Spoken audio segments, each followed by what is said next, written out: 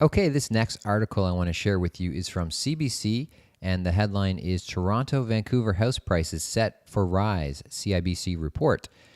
The housing markets in Toronto and Vancouver could resume their previous upward trajectories amid conditions of tight supply and burgeoning demand, according to a new report from CIBC World Markets. So CIBC and Benjamin Tal, who's a previous guest on the True Condos podcast, has put out this report, and it basically says that don't sleep on the Toronto housing market, especially.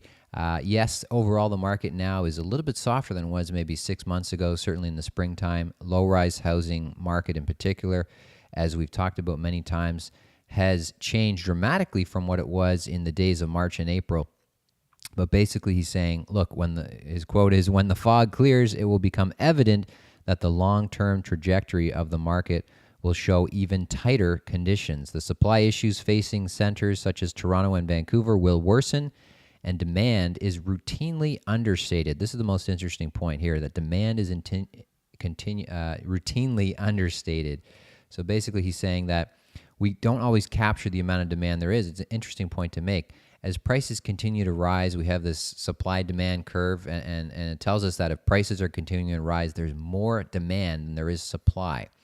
But how much more demand is there? It's a very difficult thing to measure. He talks about some of the things that are often missed in the forecast and the measurements of demand. The people who are not buying but who would like to buy, the people who are not buying but are preparing to buy in the future. And so whenever there's a market slowdown and the sales numbers decrease, as we're seeing right now in the low-rise housing market, then it creates this pent-up demand situation for next year, for the year after, and so on. And so, there could be a scenario where, yes, the market for low-rise houses in particular is down now, but in the years ahead, the rebound when that demand can no longer be, held back and is released out into the market, then the rebound in this market could actually rise even more than the market that we just experienced in the past year or two.